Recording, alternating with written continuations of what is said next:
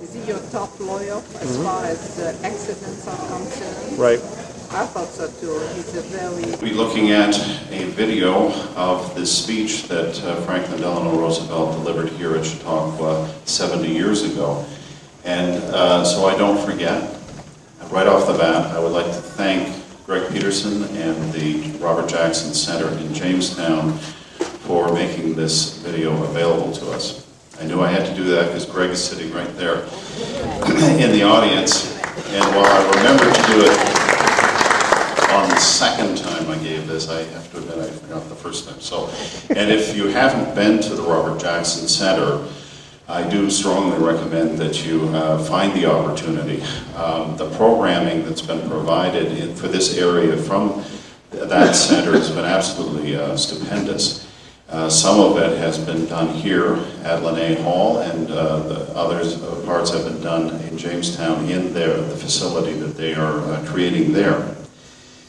Well, as I said, 70 years ago, one of the most famous presidential addresses was delivered here at Chautauqua by a president who is perhaps better remembered for his speeches than any other in history.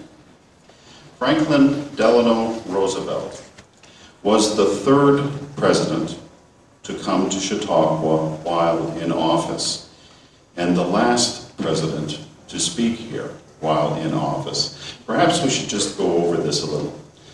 Ulysses S. Grant came in 1875. He got off the boat and he spoke 83 words thanking the crowd that had gathered. There's some estimates saying that up to 30,000 people gathered in what was called the auditorium in his today Miller Park in order to greet him. The following day he sat on the platform in the auditorium but did not speak. Then Hayes, I call him a president because he was a former president when he came in 1892, and he spoke in the amphitheater at a Grange meeting. Interestingly, he was referred to and introduced not as President Hayes, but as General Hayes. Teddy Roosevelt came in 1905 as president and spoke in the amphitheater. He also came in 1914 as a former president. FDR, of course, came in 1936 as president. And Bill Clinton came in 1996, but in the off-season, he came here to prepare for his debate with Dole.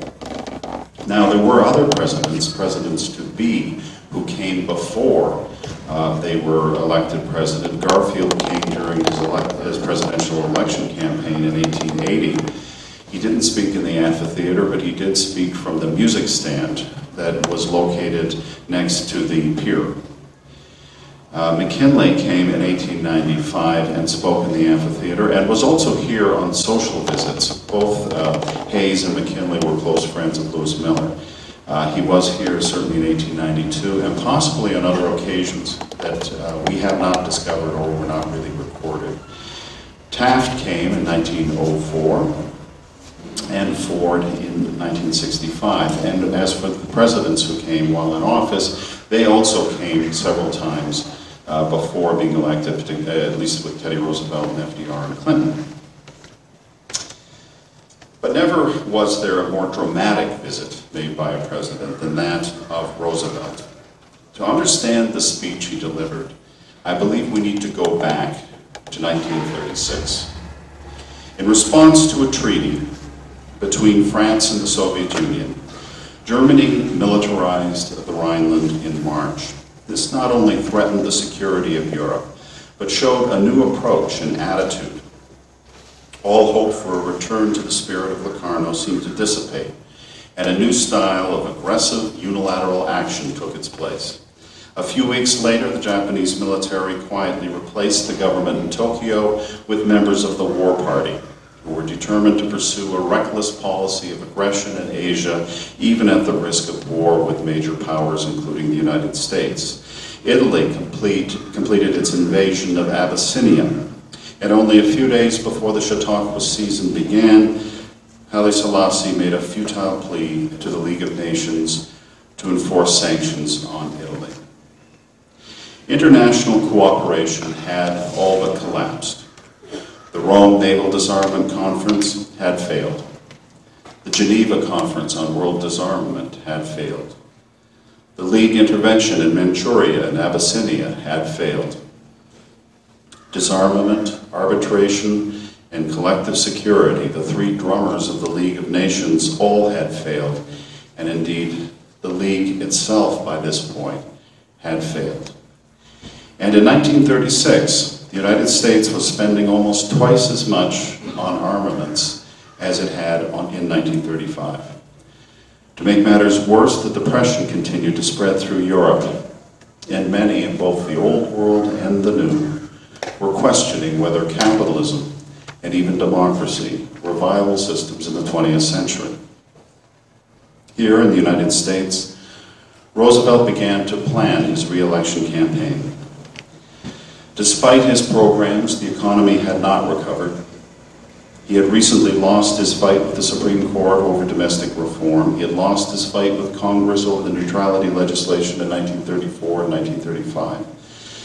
Increasingly, there were those on his left who were frustrated by programs they felt did not go far enough, while on his right, there were those who accused him of undermining the nation's fundamental institutions and values. Early on, Roosevelt decided that this election would be about him. The Democrats had hoped the Republicans would choose a conservative candidate, possibly Vandenberg, possibly even Hoover again. Instead, they chose a liberal, Alf Landon, who had supported most of the New Deal's more popular measures, was practically the only governor who had a balanced budget in the middle of the 1930s. To make matters worse, in the spring of 1936, Roosevelt lost his key political advisor, Lewis Howe, after a long illness. He was now on his own, and he turned for advice from new sources, most notably his wife, Eleanor. Polls were unclear. Indeed, many predicted his defeat, and Roosevelt's re-election seemed anything but certain. Things were not going well for Chautauqua either. Since 1929, the gate decreased yearly until 1933, when the institution could not even pay off the interest on its debt, which was then approaching $800,000. At the end of the 1933 season, Arthur Vester could not announce the date of the next season, as it was not clear that Chautauqua would be opening at all. After a series of emergency meetings, the Chautauqua Institution went into friendly receivership. Early in 1934, the Chautauqua Reorganization Corporation, under the leadership of Samuel Hazlett, was formed to collect money to pay off or buy back the debt. For the next 2 years, every effort was made to cut operating costs.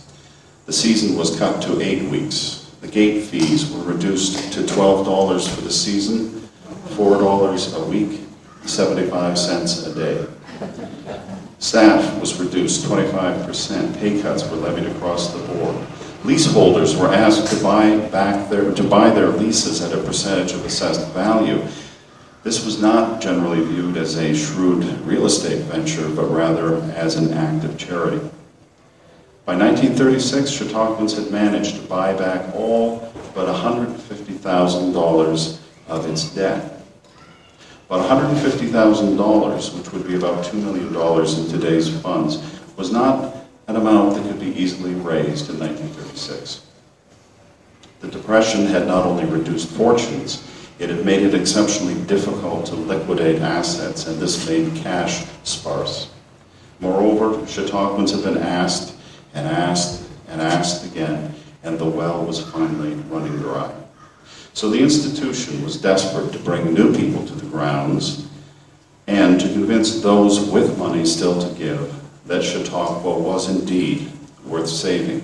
The season of 1936 would decide whether Chautauqua was through. The administration decided that they would need to put on the best season ever, and they did their best to attract nationally known personalities to the platform. Perhaps their greatest accomplishment was to bring to Chautauqua no fewer than 4 presidential candidates, something that had never happened before. These were, of course, Roosevelt, Landon, any guesses? Norman Thomas, and the 4th?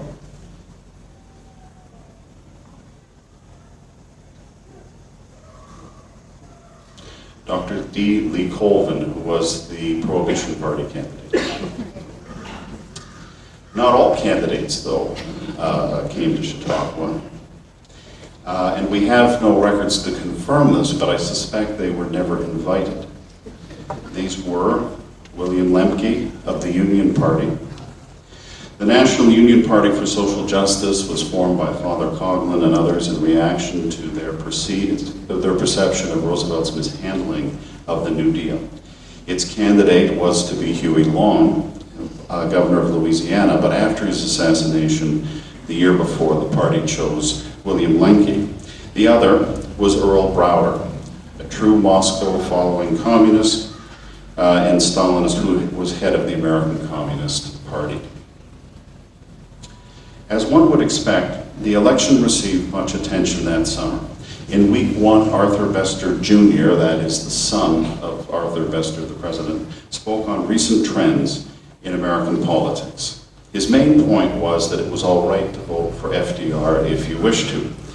At the end of a week-long series of lectures, a straw vote was taken, and Landon came out, though, as the clear winner. And he told Chautauquans that war was inevitable unless the German resistance to Hitler, which he believed was very strong, succeeded in overthrowing him. Later that year, Sir Herbert Ames, former director of the Secretariat of the League of Nations, spent a week in Chautauqua. Chautauqua had generally leaned towards being Anglophile, and Sir Herbert was certainly warmly welcomed. He gave several talks that week, including lectures in the amphitheater and at the CLSC Alumni Hall, and spoke at the very heavily attended English-speaking union luncheon held at the golf course. His first-hand experience with the diplomacy of Locarno provided Chautauquans an alarming insight into the unfolding crisis in Nazi Germany and fascist Italy. A similar perspective was presented also by Dr. James G. MacDonald, the League of Nations High Commissioner for Refugees, who spoke about the refugee problem in Germany in the amphitheater. On a lighter side, Chautauquans were also looking ahead to the 1936 Olympics in Berlin, but even this could not escape being entangled with unfolding current world politics. To begin, ironically, Barcelona had been the runner-up to host the Olympics in 1936. As the Games approached, local residents here were hopeful that the middleweight from Jamestown, Jimmy Clark, would take gold. Alas, the American boxers took only 2 medals, a silver and a bronze in the flyweight and bantamweight categories. In fact, despite the brilliant success of a few American athletes such as Jesse Owens and the diver Dorothy Poynton-Hill, the American team did poorly. It was the first time since the war that they had not won in the overall medal count, and one of the only times they had failed to place in the top 3. The Germans, on the other hand, did very well, taking 89 medals in 123 events with 33 gold. To make matters worse, the facility was spectacular. The ceremony unmatched, beautifully filmed by Riefenstahl. This was also the first time the flame was run from Greece to the site of the Games, and the first time the Games were televised. German athletics certainly had done well that year. The German team had placed a high second in the Winter Olympics, which Germany also had hosted. And just before the season opened at Chautauqua, the nation was shocked when Max Schmeling knocked out Joe Louis, who had been favored 10-1.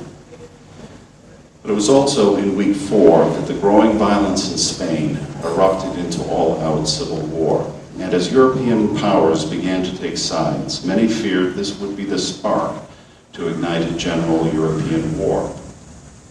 This was the way the world looked when on Monday, in week 6, it was announced that the president would be coming to Chautauqua that Friday.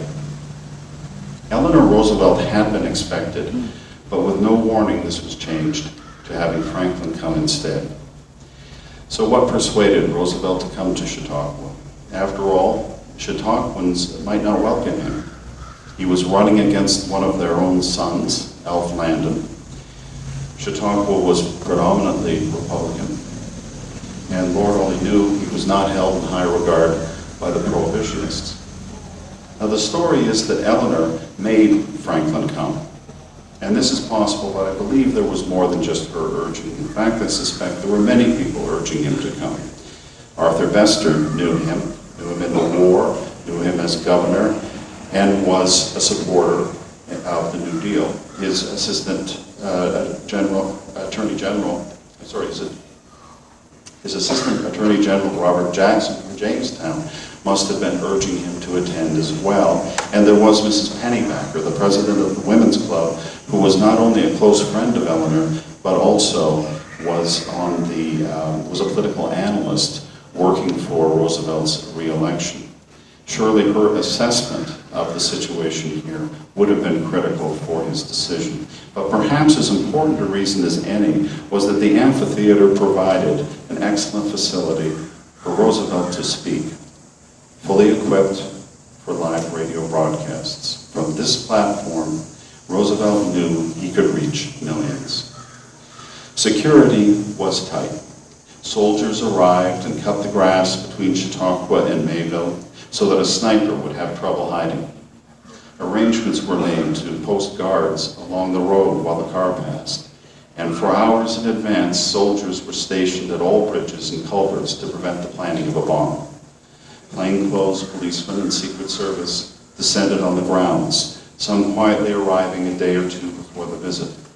The night before the visit, the Post-Journal reported that a man was noticed talking to himself. He was immediately grabbed and questioned. When his answers appeared vague, he was put in a car, driven to Mayville, and told he had to spend the night there. On the night of the speech, Arthur Bester Jr., the one who had spoken well of FDR and the New Deal, returned home during the reception that was being given in Roosevelt's honor. Being shy, he did not wish to enter through the front door, so he went around to the back. But before he could enter, he was seized by several guards and dragged into the kitchen where Mary Frances, now Mary Frances Cram, had to identify him as being her brother. It was even worse for the nephew. He had forgotten to put, he was forgotten on the list of guests attending, even though he was staying at Bester's home. So when he returned, he was told to go away. Not accepting that, he went around to the side and tried to climb up the wall through his bedroom window. He was tackled on the lawn and dragged into the kitchen where Mary Frances had to explain that he was in fact her cousin, but he still was not allowed into the party because his name was not on the list. So instead he went and had an ice cream. The greatest problem facing the institution was that there were only 3 days to prepare for this visit.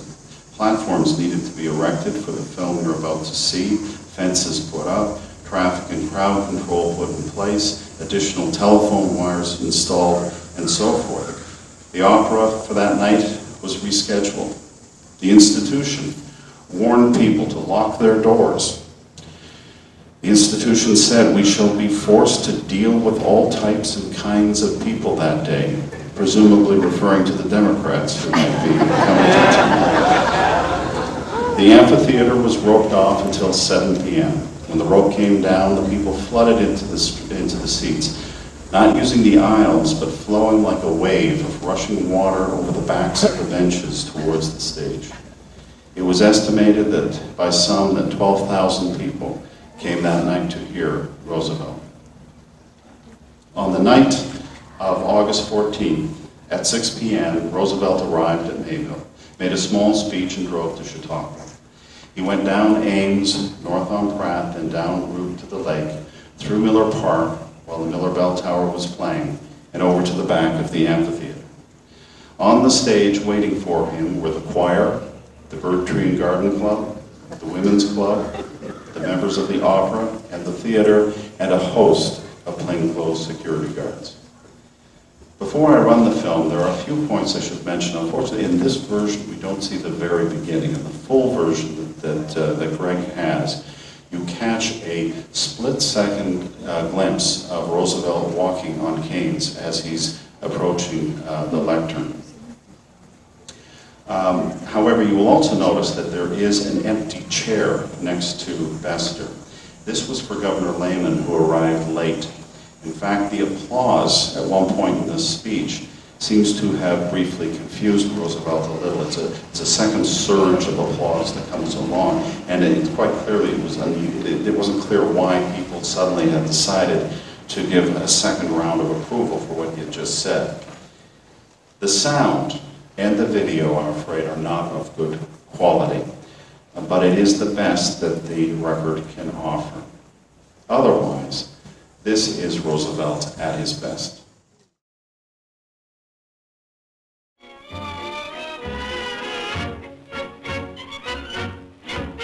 From New York comes President Roosevelt's declaration on foreign policy, which he made not as a political candidate, but as a spokesman for the American people.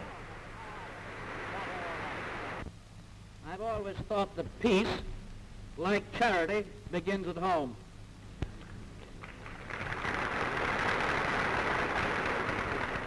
And that's why we have begun at home, here in North and South and Central America.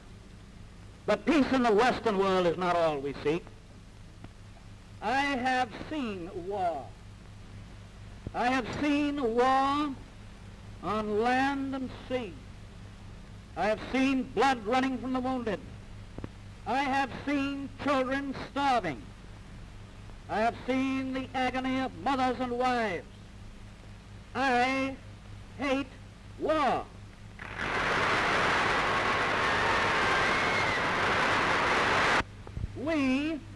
We are strong, but less powerful nations know that they need not fear our strength.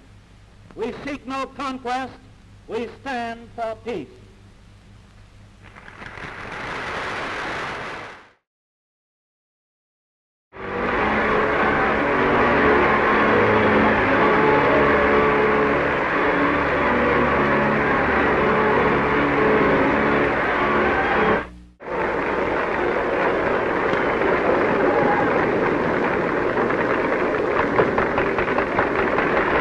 I made the following declaration.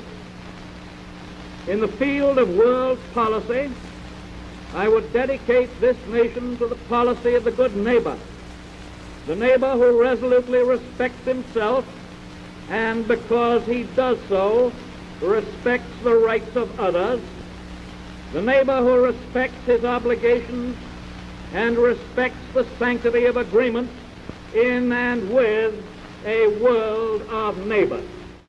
We are strong, but less powerful nations know that they need not fear our strength. We seek no conquest, we stand for peace. Yet we must remember that so long as war exists on earth, there will be some danger, even to the nation that most ardently desires peace. Danger that it also may be drawn into war. I have seen war. I have seen war on land and sea. I have seen blood running from the wounded. I have seen men coughing out their gassed lungs. I have seen the dead in the mud. I have seen cities destroyed. I have seen 200 limping, exhausted men come out of line, the survivors of a regiment of 1,000 that went forward 48 hours before. I have seen children starving. I have seen the agony of mothers and wives. I hate war. I wish I could keep war from all nations, but that is beyond my power. I can at least make certain that no act of the United States helps to produce or to promote war. I can at least make clear that the conscience of America revolts against war, and that any nation that provokes war forfeits the sympathy of the people of the United States. of all the nations in the world today, we are in many ways most singularly blessed. Our closest neighbors are good neighbors. And if there are remoter nations that wish us not good but ill, they know that we are strong. They know that we can and will defend ourselves and defend our neighborhood.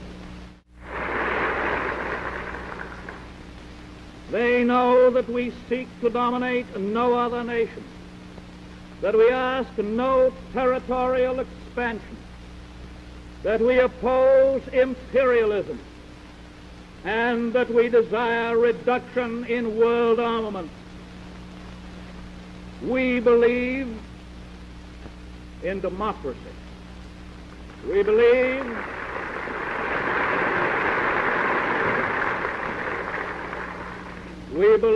in freedom, and we believe in peace.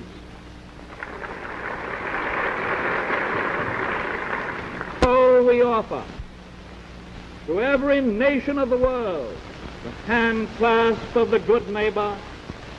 Let those who wish our friendship look us in the eye and take our hand.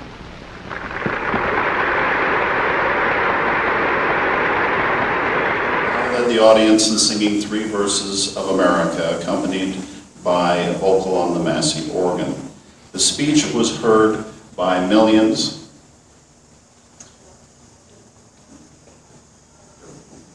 on radio, and was also seen in 30,000 cinemas across the country. The speech was a huge success and was reprinted as a pamphlet for the campaign. But the following week, Norman Thomas spoke and was very critical of the speech. He said it was simply rhetorical.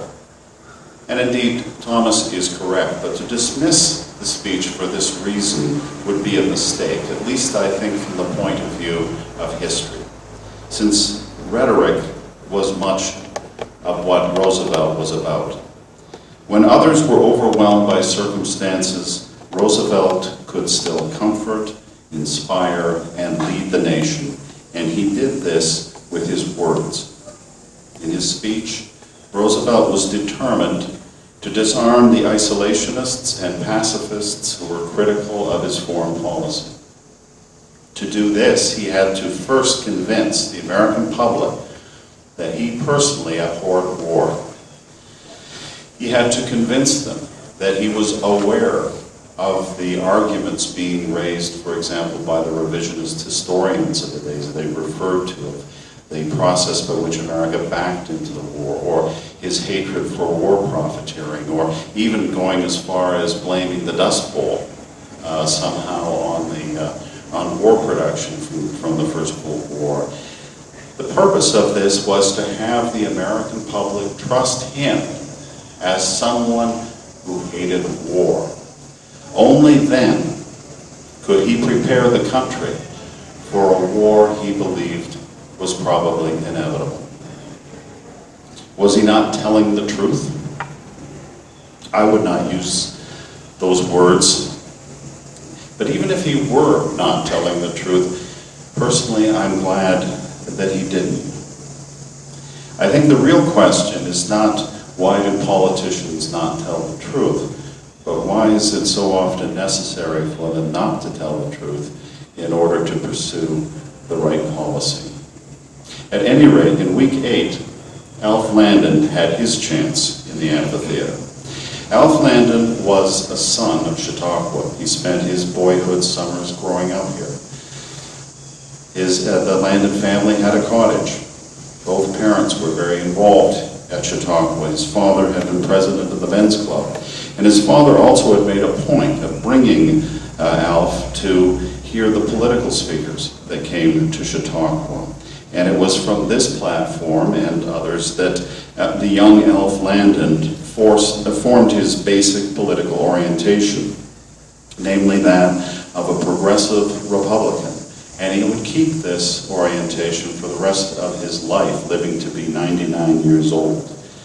Clearly, he was Chautauqua's favorite, and far more people, perhaps as many as 20,000, came to hear Alf Landon when he spoke. The topic of Landon's speech was education, principally its importance in a free society and the need to keep it free from federal control. It was a good speech for Chautauqua, but this is where Landon made his mistake. Roosevelt spoke to the nation. Landon spoke only to the audience in the amphitheater, even though it was broadcast on radio. And while Roosevelt's voice boomed across the airwaves, describing the horrors of war, with men coughing out their gas-filled lungs and dead bodies in the mud, Landon put them to sleep with a sound talk on education. You notice we have no plans to celebrate the 70th anniversary of Landon's speech this year. Unfortunately for the Republicans, this was not untypical. In fact, as Harold Ickes of the Roosevelt administration once said after listening to Landon, if that's the best he can do, we should pay him to make more speeches. Meanwhile, despite successful fundraising and a tremendous old first night collection, the institution was still short of the sum it required to continue its existence. But then, just before the end of the season, on August 28th, the fire hall siren sounded to announce that the institution had been saved. At the urging of Mrs. Pennybacker, John Rockefeller signed a check for the remaining amount, and the 1937 season could be announced. Chautauquans went home, relieved, and later they voted. How? We do not know. But Roosevelt went on to win the election with one of the largest majorities in American history. The saying had been, as Maine goes, so goes the nation. That was now changed to, as Maine goes, so goes Vermont. As these were the only two states that had not voted for FDR in 1936. Clearly, Roosevelt had given the Democratic Party a new face, his face. The Democrats had brought the country together. It was the first time that blacks voted the same as white Southerners. But the election did not achieve a new consensus on policy. It only confirmed one thing, that Roosevelt was our leader. After 1936, there was no radical disregard for the Constitution or its institutions, but simply a new confidence that the country could adapt to meet crises. At the end of the year, Germany, Italy, and Japan formed a new alliance, the Anti-Comintern Pact. But as their strength grew, the rest of the world, out of fear and disgust, only increased its resolve to oppose them.